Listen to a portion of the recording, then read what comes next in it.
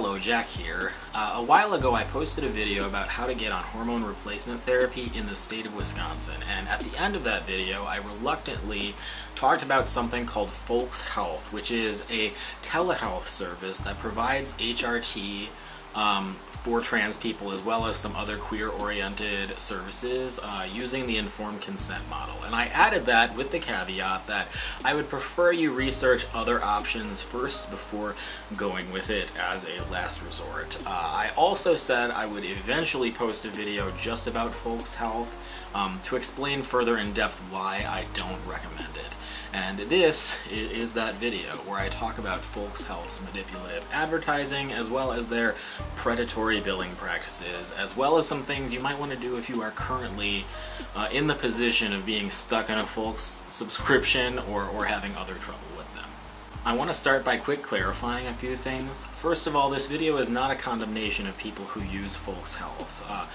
Until the United States gets its shit together and fixes our healthcare crisis, it just makes sense that there are going to be people who gravitate toward services like this. Consumers are not really responsible for FOLX Health's business practices, and if it's your best option for getting on hormone replacement therapy where you're currently at in life and you understand what you're agreeing to, then go for it. You have my blessing to do so. Not that you need it, but you have it. And if you do join after watching this video, I have a couple of things that in the description that I just would like you to read and consider. They're just stuff that I would do if I were joining FOLX Health in order to protect myself. I'm not saying that you have to do either of them, but they're there. I'm just saying that they're things that I would personally do. Second, when I've talked about FOLX Health's problems in the past, a lot of times people assume that what I'm saying is that they should use Plume instead, which is another competing telehealth service that provides transgender hormone replacement therapy, and I'm actually not arguing that at all. I'll talk a little bit about Plume near the end, but I just wanted to point out here first that the only reason I focus on FOLX Health and don't talk about Plume so much is that FOLX is available in Wisconsin and Plume isn't. Plume also has problems. In my opinion, they're not quite as egregious as FOLX Health's problems, but I would personally prefer that you try seeking out HRT through something like your primary care physician, a Planned Parenthood, or a local LGBT clinic before going to either of these services. It's likely to be less expensive for you, and some of them even do telehealth. All of that is, of course, a personal opinion of mine, and again, if FOLX is what's most accessible to you, I'm absolutely not saying you shouldn't use them. I just want to make sure people are aware of what problems have arisen with them so far, and encourage the people FOLX has taken advantage of to push back against their more unethical business practices so that they're forced to fix those problems, to be clearer about their billing before the point of sale, to fix their misleading advertising, and to just overall be less predatory. That said, I'll put some timestamps up here in this clear rectangular region so that you know what's coming, starting with their advertising.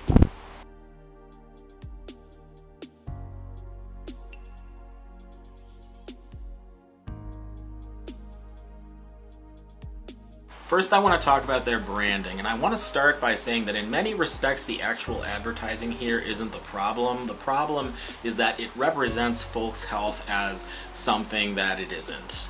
So FOLX Health is curated to appeal to a particular demographic of social justice-oriented trans person. They really try giving off the vibe that they are an empowering, hip alternative to getting on HRT through other methods. And they do this by hiring a lot of diverse models and listing influencers who wear snarky feminist t-shirts and spamming general queer Instagram hashtags, stuff like hashtag transman, hashtag trans healthcare, hashtag non-binary, and hashtag trans lives matter with their thinly veiled FOLX ads. They've commissioned artists to draw things for them and post them to their Instagram accounts with plugs for FOLX Health, and their HRT boxes are also designed to look good in an unboxing video, basically boutique artisanal HRT, and they encourage people to post unboxing photos and videos in order to get free advertising. They also set themselves up as if they're essentially a queer and trans educational and empowerment resource. So for instance, they have their hashtag I Take Up Space campaign, which includes like a 4-minute long video with a bunch of well-filmed queer and trans people saying a bunch of vague stuff about taking up space, encouraging people to use that hashtag, all of it punctuated by a big old FOLX Health ad.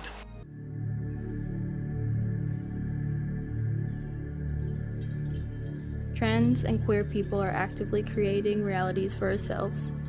We are quite literally the blueprint for creating newness and a better world.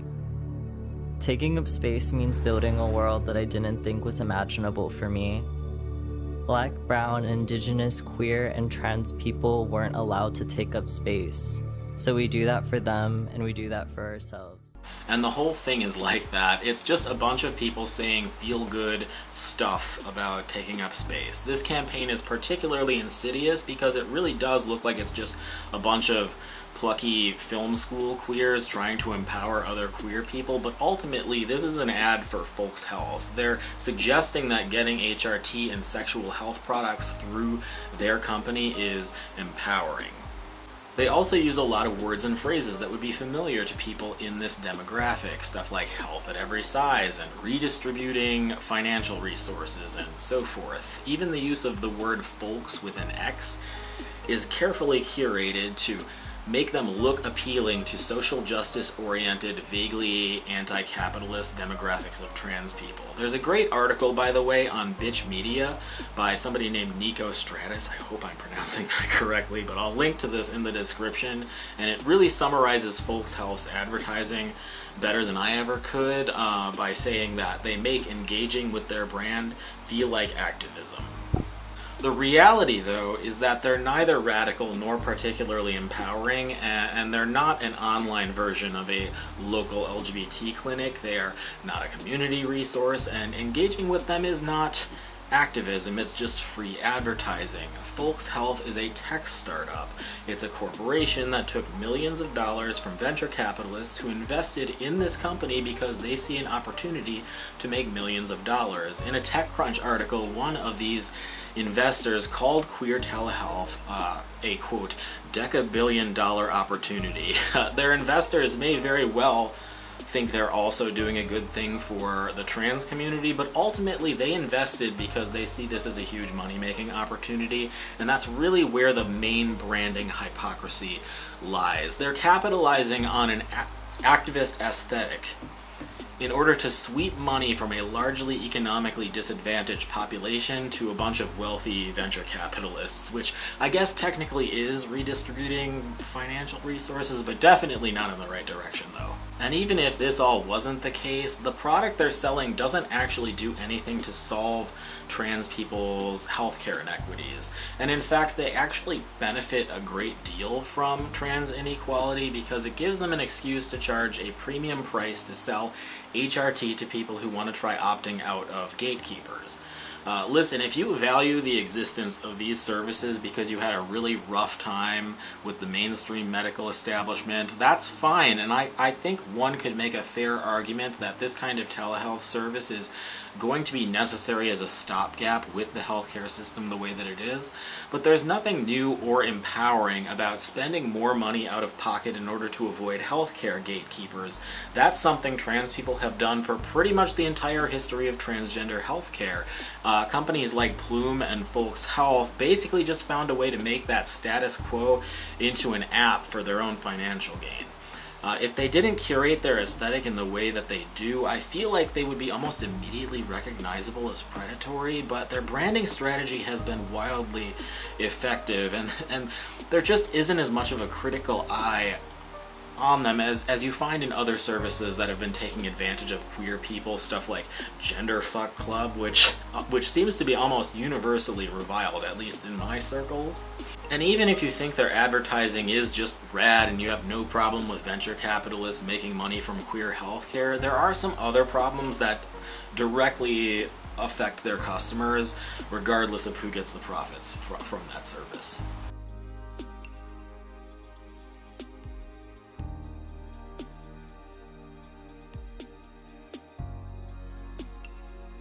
One thing about FOLX Health is that their subscriptions wind up costing more than what most people will pay for HRT if they go through the usual means of getting on HRT. If you bring up FOLX's prices in a group of trans people who are already on hormones, there's often kind of a collective yikes, because it's just so much more expensive than what most of us ever pay on average for a month of being on HRT.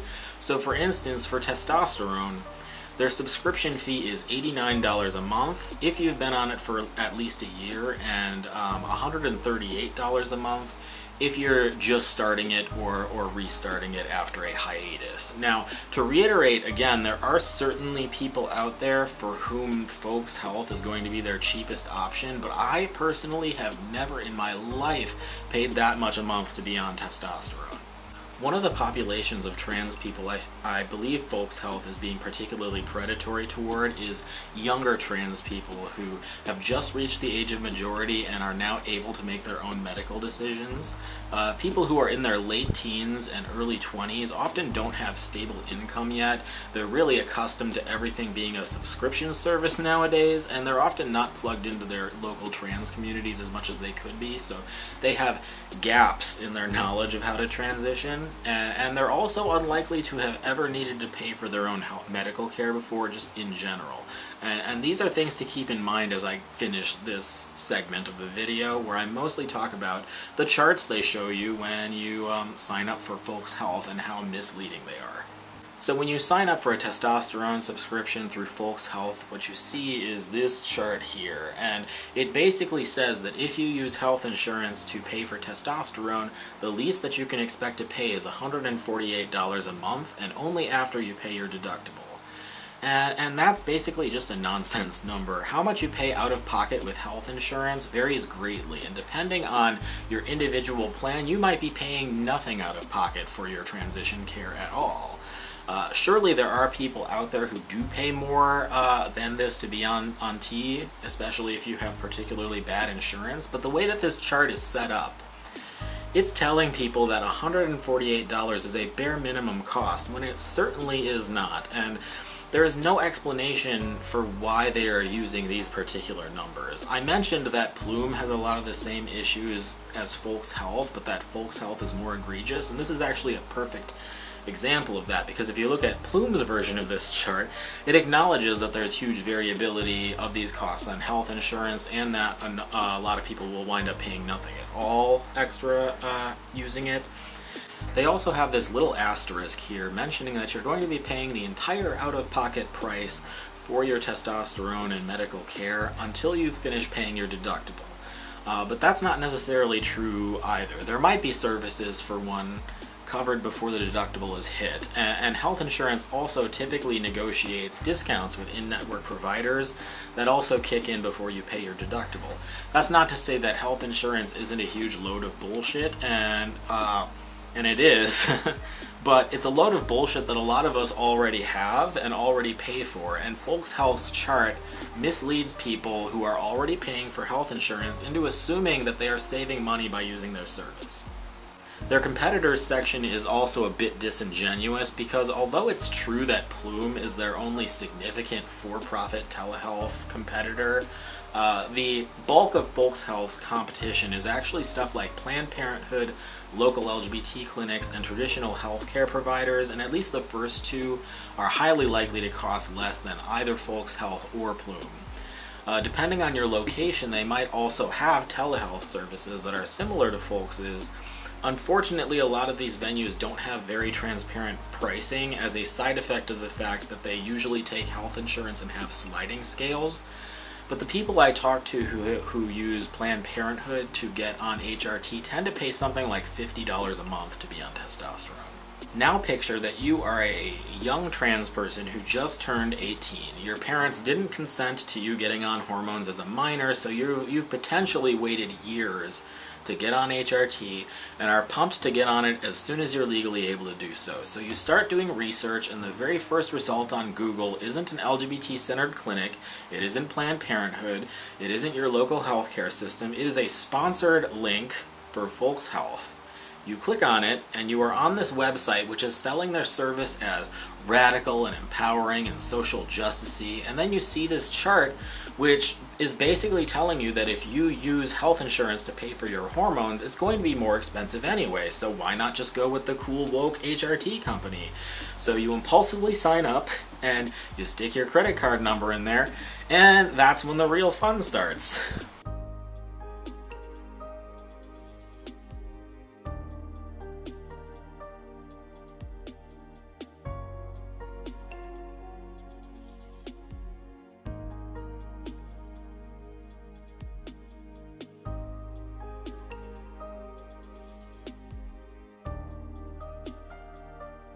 So for a long time, my biggest problem with FOLX Health was the activist cosplaying, and I basically just advised against using them primarily just because Planned Parenthood does almost the exact same thing for a lot cheaper, at least here it does.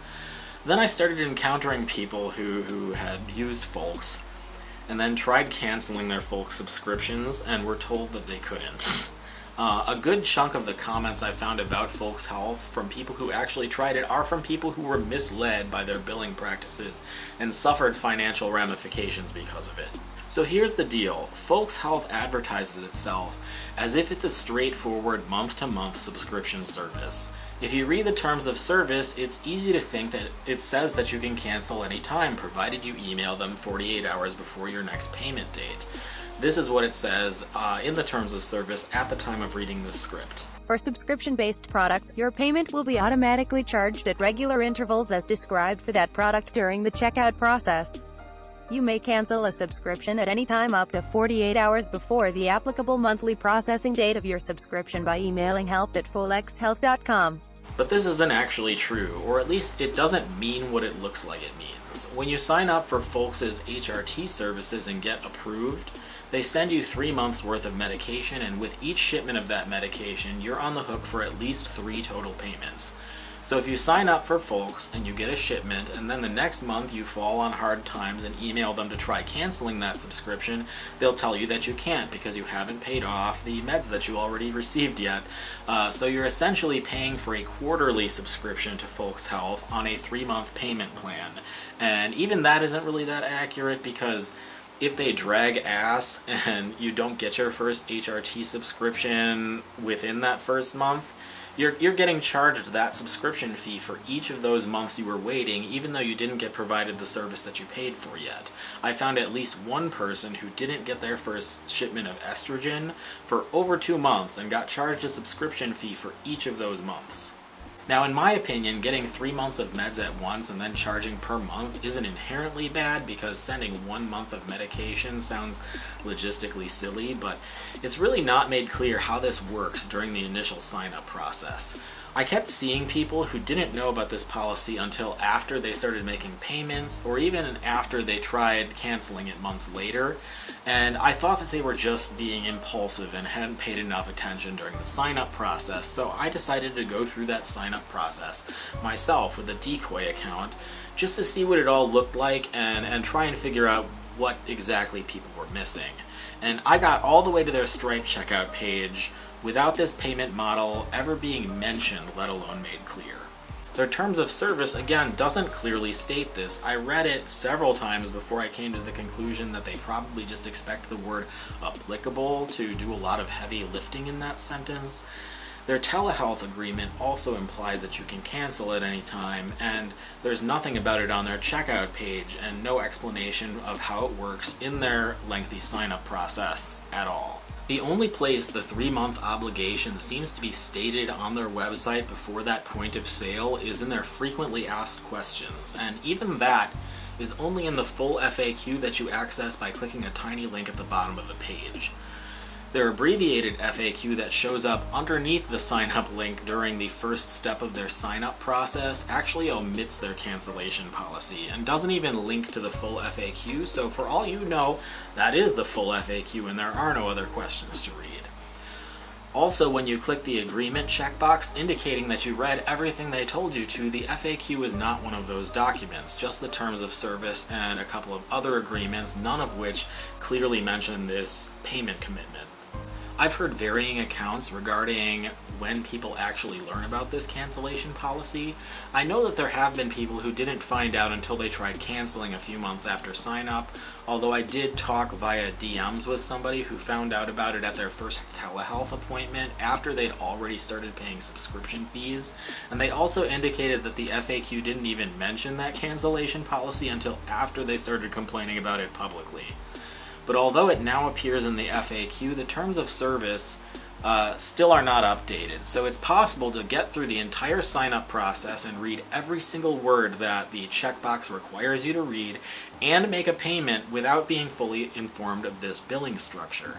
What this all means is that at the point you finally learn that you're going to be paying even on months you don't get any medication, and that you can't necessarily cancel if something goes wrong or you hit a financial bump, if you do think that this is too much of a burden for you to commit to, you're now forced to email them directly to ask them for a refund. A significant number of people get serious anxiety at the prospect of having to ask for a refund for something like that, and in my opinion, they're kind of leveraging that anxiety here. In addition to being kind of abusive, I suspect that it's not legal, and at the very least, I'm like 99% positive that it's against their payment processor's terms of service, because Stripe mandates that you make your subscription terms and your cancellation policies conspicuous and clear before the point of sale, which FOLX Health's definitely aren't. You can't tuck that sort of thing away in an optional document and then only inform people after the fact. Even if it's not illegal per se, it's definitely really unethical. And they do know that this is an issue because people have emailed them about it, people have tweeted at them, people have probably done all sorts of other things trying to contact them to explain that this is not clear enough, and they've still chosen not to fix it.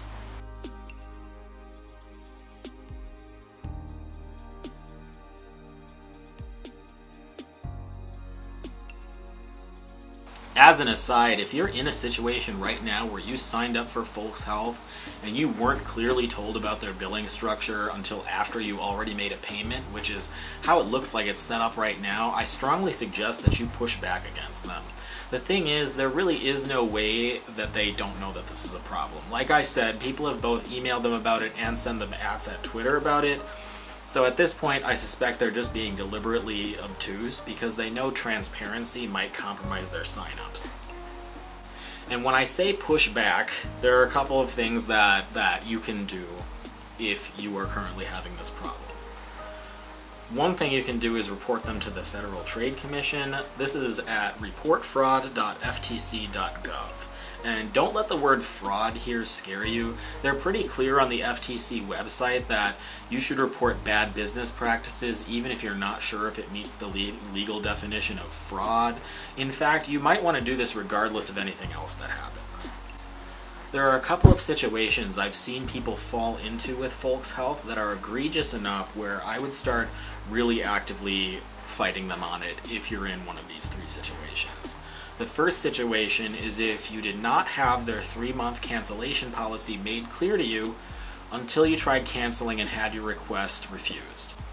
The second is if you learned about their cancellation policy after you sent a payment and are having a hard time getting them to give you a refund, such as if they seem to be ignoring your emails. The third is if you were billed one amount and then charged another, although the burden of proof with this last one is going to be pretty high compared to the other two. If you're in one of these three situations, the first thing that you should do is try working it out with them through email. Be polite, clear, and direct with it. First, ask for a cancellation or a refund, depending on which of those situations you're in. For a cancellation, if they try telling you that you're still on the hook for more payments, point out that their terms of service say that you can cancel up to 48 hours before your payment date by emailing them. If they direct you to their FAQ saying that that's inaccurate, say that you didn't read it before signing up, and point out that you were only required to read the terms of service, not the frequently asked questions. If they get pedantic about the way their terms of service are worded, tell them that most people are going to read it the way you did, and therefore it is not clear enough. Hopefully if you pester them enough, they'll just relent and cancel your subscription or give you a refund for it. But if they don't relent, don't give up on it. Keep going until they either charge you or cancel your subscription. And then if they charge you, email them one last time to ask for a refund. If they charge you after you did everything you could to cancel, and then they refuse to refund you when you ask after this, you might consider disputing the charge with your bank or your credit card company. Credit card companies will usually make this really easy because of differing laws between credit cards and debit cards, and that's why I suggest using one if you sign up if possible, just because it is easier. You can still do it with a debit card, it just might be a little bit more difficult and tedious. You might need to call somebody versus click a button. Either way though, since it's a bigger charge, like often over $100, you may very well need to provide evidence that it was an unauthorized charge. So you should be prepared to hand over things like the verbiage of the terms of service that you were given and the emails you sent them and got back, just in case your bank or your credit card company asks for them for confirmation.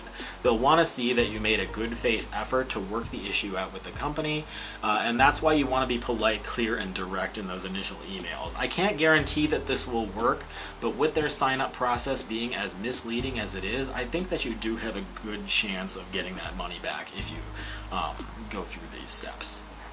Hopefully, if victims of this predatory practice push back enough and FOLX Health experiences some consequences for it other than just mad people on Twitter, they'll actually make some changes to prevent it from happening in the future.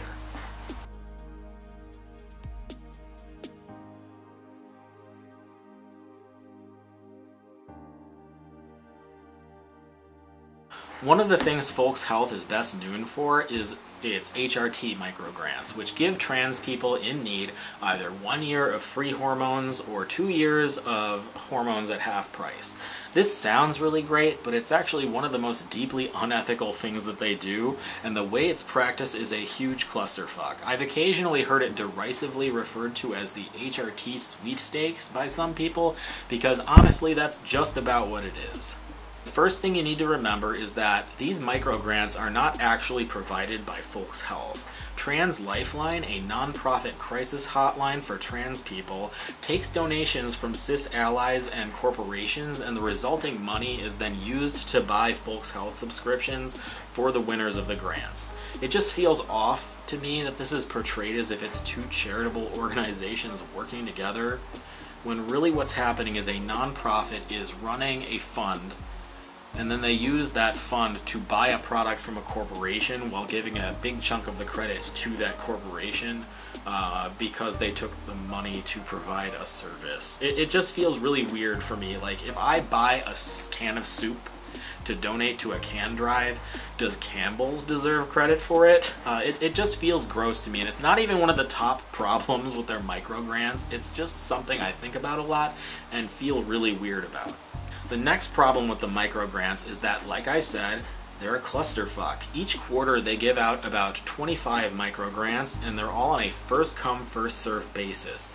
This is a tiny fraction of the trans people out there who need HRT, and so whenever the grants open, they're just immediately snapped right up by desperate trans people. So people who sign up for things like alerts to remind them when the grant applications drop have reported that they got their alerts like 9 minutes after all the grants were already gone. And because they go so fast, people with, say, slower internet connections due to financial strife can't compete. But here's the most important part. What happens when that year is over? HRT is something that people tend to go on indefinitely, and going off of HRT when you didn't choose to can be very devastating for a trans person. They basically are giving the most vulnerable subpopulations of trans people a free trial of a premium priced version of a medication that ideally is a lifelong thing, so they get dependent on that service. And that's absurd. I don't believe anybody has actually finished their free year yet, but this is something I don't think anybody really thought through entirely, because although surely some people will have a better financial situation after going on HRT for a year, there's no guarantee of that, so this is potentially setting up people to have to deal with going on HRT and then going off of it and having to deal with all of the ramifications of that. And that sort of thing really worries me. Are the people who get these grants going to just have their hormones cut off if they can't pay for them after that year? I know that FOLX takes their credit card info in the sign-up process. Are they going to just start charging automatically if they don't manually cancel it? It's just a very worrisome program for me. Maybe nothing negative will happen to the people who won the grants, but the potential for harm and exploitation is really high here, and I really wish Trans Lifeline had not taken this partnership.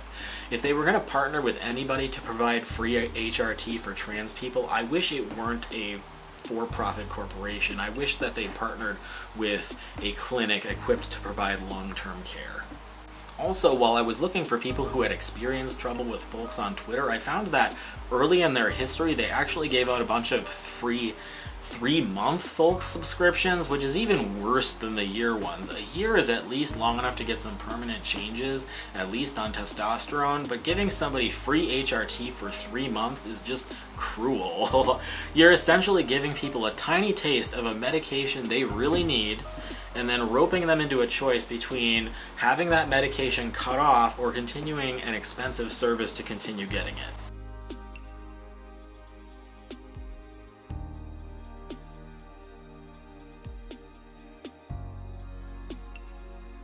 Plume is a similar telehealth service to FOLX Health, and a lot of times when one of these is being criticized, people assume that it means that they should just use the other one instead.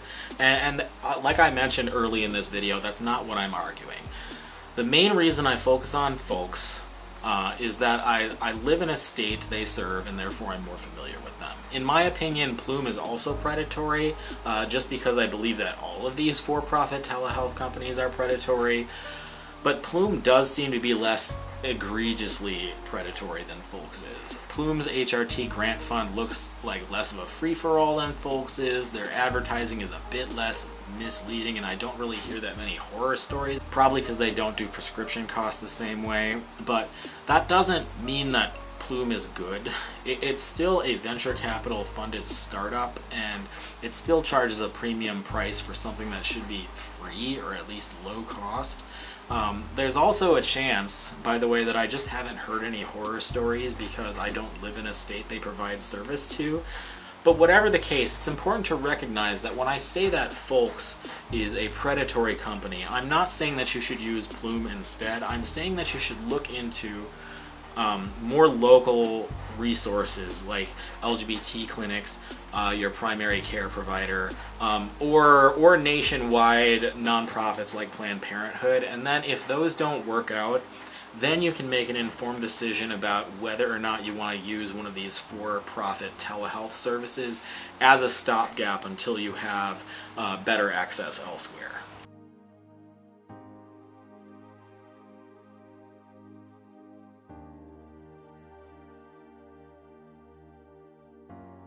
Look, what I really want is universal, free, trans-inclusive healthcare, but it may take a while to get there, and until we get to that point, we still need ways to get medical care. Admittedly, short of FOLX Health being taken over by its employees and converted into something more constructive than a money machine for venture capitalists, there really isn't much that they can do that will make me solidly recommend them to people who have more affordable avenues of getting on HRT. But there are things I think FOLX could do that would at the very least make them less harmful and would make a good half of this video obsolete. And pretty much all of them revolve around just being more honest with their billing. And if anyone at FOLX is watching this, by the way, these are free ideas. I encourage you to take them. I won't charge you or try to sue you or anything. First, they need to fix their terms of service to be more clear.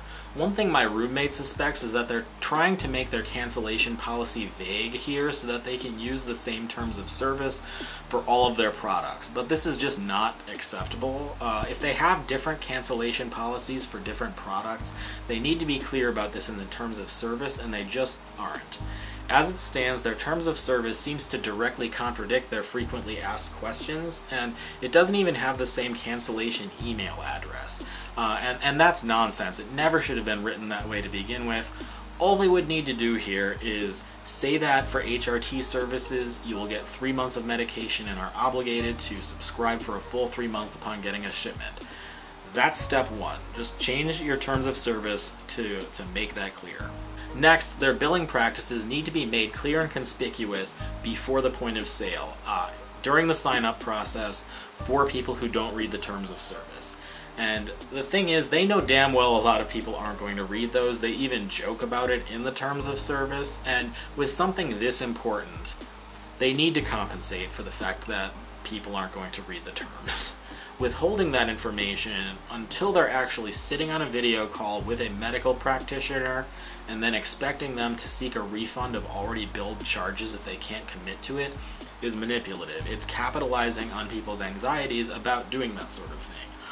All they would need to do to meet this requirement is put an extra page in the informed consent form that you fill out prior to payment that explains the billing model. Did you know that testosterone increases your risk of hypertension and diabetes? Check. Did you know you are required to pay for at least 3 months of service per shipment of testosterone? Check. FOLX's business model revolves around making their service look cheaper by charging monthly for what's really a quarterly service.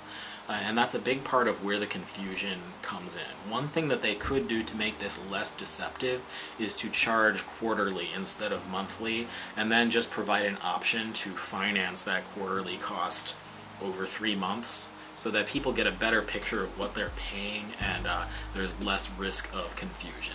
To do this, they may market their service as $89 a month, then put an asterisk, then add some clear explanation that it's actually $267 a quarter in a conspicuous place, and that might give people a bit more initial sticker shock, but it would be less deceptive and definitely less abusive than people getting that same sticker shock after they had already signed up and made payments. Another thing that they could do is separate the cost of meds out like Plume does. So the subscription fee is clearly for the telehealth services and not the medication. There are a lot of ways to do this, but really the point here is that you should not be making your service look like a month-to-month subscription when it isn't. And if you don't want to do those things because they would reduce signups, you're not in the business of helping trans people anyway. You're in the business of exploiting them. So in conclusion, although there are valid reasons to go with FOLX Health, at least as a stopgap, ultimately this is a really predatory company. It looks like a community-driven resource, but has shady business practices and costs more than people should be paying for hormone replacement therapy. They're also aware that a lot of people find their business model confusing, but have so far done very little to fix it. But anyway, that is it for my rant and my guidance regarding FOLX Health. Until next time, happy trails.